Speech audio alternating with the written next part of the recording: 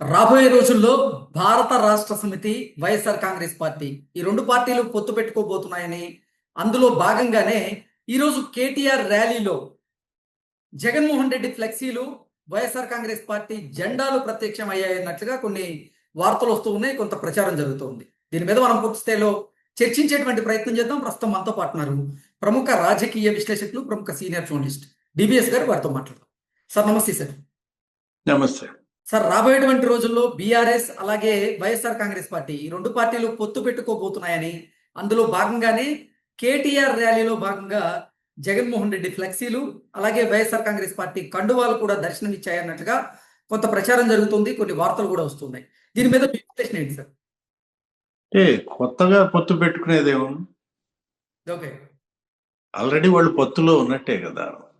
ఇది ఇప్పుడు ఇప్పుడు ఇవాల్టి బంధం కాదు కదా. అది గత 12-13 ఏళ్లుగా మనం చూస్తూనే ఉన్నాం. ఇప్పుడు జగన్మోహన్ రెడ్డి కేసీఆర్ చెప్పులేసుకుని నడుస్తాడు, లేదు కేసీఆర్ మరి జగన్మోహన్ రెడ్డి కలిసి భోంచేస్తుంటారు. ఆ రోజు రిటర్న్ గిఫ్ట్ ఇస్తున్నానని కూడా అన్నాడు కదా. ఏది చంద్రబాబు ఓటమికి నేను రిటర్న్ గిఫ్ట్ ఇస్తున్నాను. మనం చూసాం కదా. జగన్మోహన్ రెడ్డి సీఎం అయ్యాడంటే దాని వెనక కేసీఆర్ పాత్ర.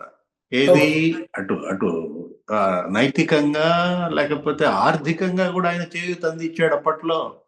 అంటే మనకు వాస్తవాలు తెలియదు. మీడియాలో కథనాలు, సోషల్ మీడియాలో చూస్తుంటే అప్పట్లో ఏంటి ఒక 500 కోట్లు ఏమైనా సహాయం చేశాడు జగన్మోహన్ రెడ్డికి. అది జగన్మోహన్ రెడ్డికి కృతజ్ఞత కేసీఆర్ పట్ల. తన ఆస్తులు అక్కడ ఉన్నాయి హైదరాబాద్ లో, తన బంధువుల ఆస్తులన్నీ అక్కడే ఉన్నాయి అవుటర్ రింగ్ రోడ్ చుట్టూతా.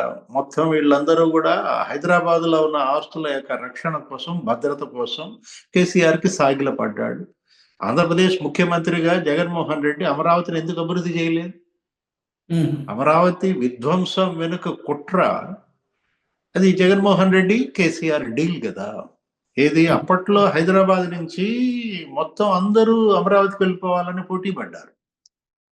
ఏది 2014-19 మధ్య రాష్ట్ర విభజన జరిగిన వెంటనే చంద్రబాబు సీఎం కాగానే మొత్తం ఎంఎస్ఎంఈలు అందరూ కూడా జగ్గయ్యపేటకి మల్లవల్లి ఇండస్ట్రియల్ పార్క్ వెళ్ళాలని చూశారు.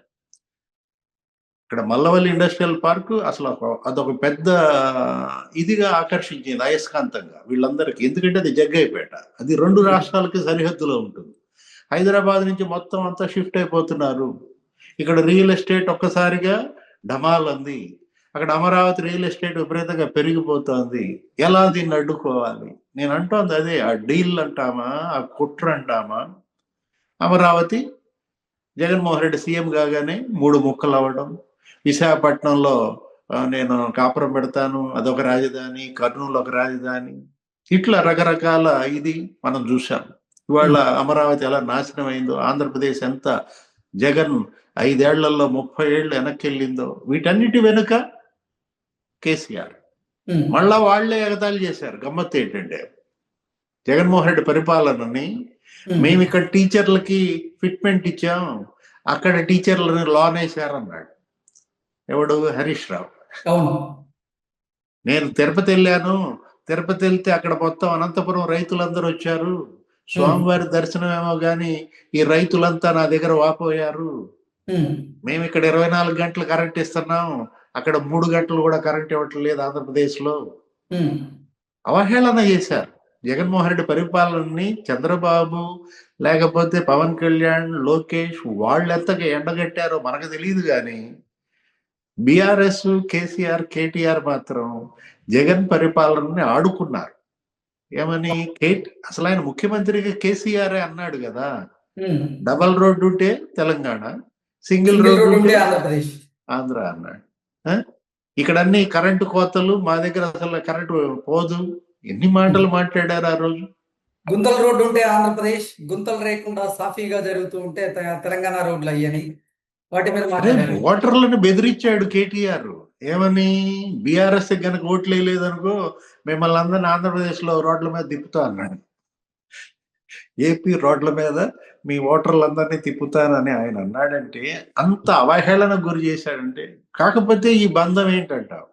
ఇది మామూలుగా కేసీపీ సిమెంట్ కన్నా బలమైన బంధం కదా. ఏది అంటే ఇప్పుడు ఆంధ్రప్రదేశ్కే పరిమితమైనటువంటి వైఎస్ఆర్ కాంగ్రెస్ పార్టీ అలాగే జగన్మోహన్ రెడ్డికి సంబంధించినటువంటి ఫ్లెక్సీలు కానీ ఆ జెండాలు కానీ ఇప్పుడు కేటీఆర్ ర్యాలీలో ఎలా ప్రత్యక్షమయ్యాయి? దాని వెనక సంకేతం ఏంటి? అసలు ఏం జరగబోతుందంటే ఏం చెప్తారు?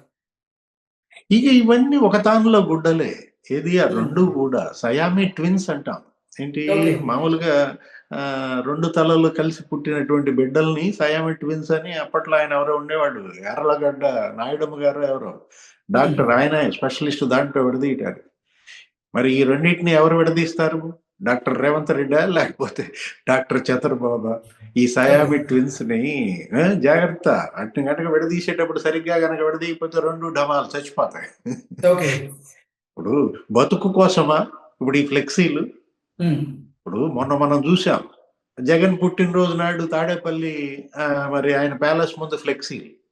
ఉమ్, మొన్న న్యూ ఇయర్ సందర్భంగా కూడా ఆయన ప్యాలెస్ దగ్గర ఫ్లెక్సీల్లో వీళ్ళ బొమ్మలు. ఎవరి ఉమ్, బొమ్మలు? కేసీఆర్ కేటీఆర్ బొమ్మలతో జగన్ ఇంటి దగ్గర ఫ్లెక్సీలు పెట్టారు.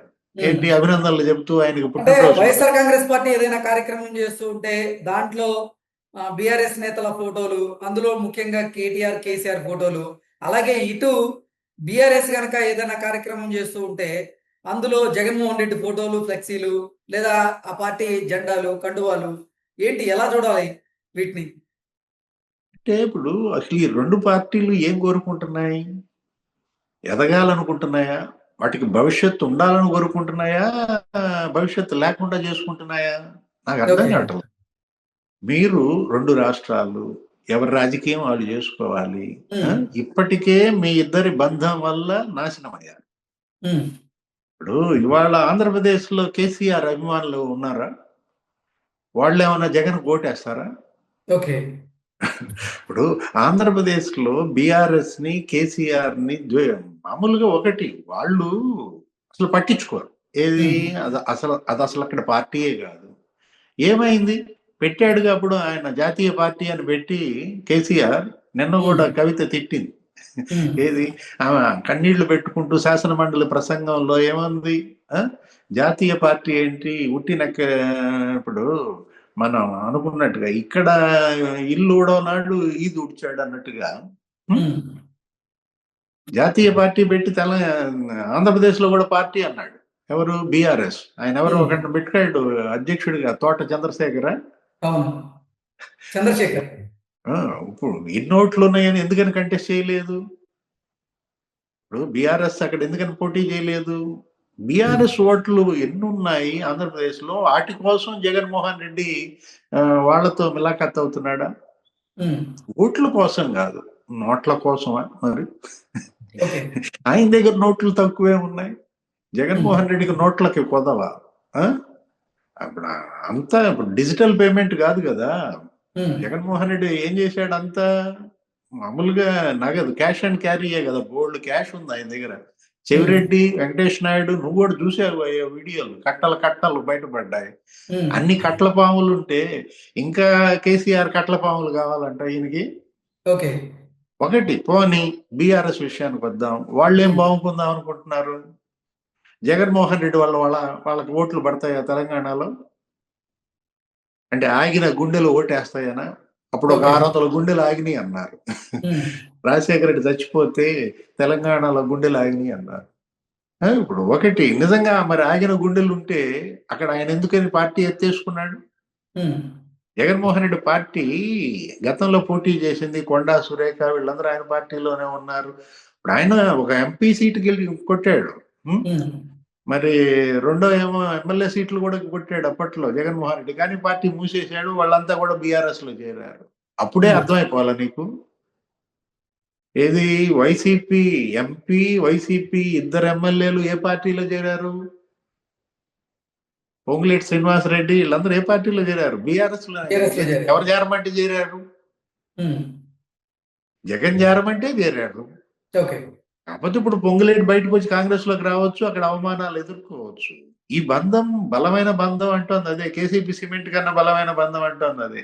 అక్కడ కాంట్రాక్టులు వీళ్ళు చేస్తారు, ఇక్కడ కాంట్రాక్టులు వాళ్ళు చేస్తారు. జగన్మోహన్ రెడ్డి వచ్చి కొబ్బరికాయ ఇక్కడ కొడతాడు. ఉమ్, ఇప్పుడు కాళేశ్వరం కొబ్బరికాయ ఎవరయ్యా కొట్టింది? ఓకే.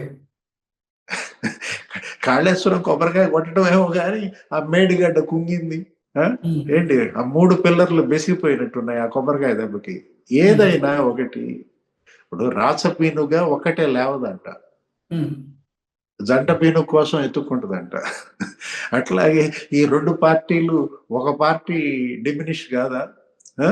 2 పార్టీలు ఒకేసారి అంతర్ధానం అవ్వాలని పెట్టుకున్నారా? ఓకే.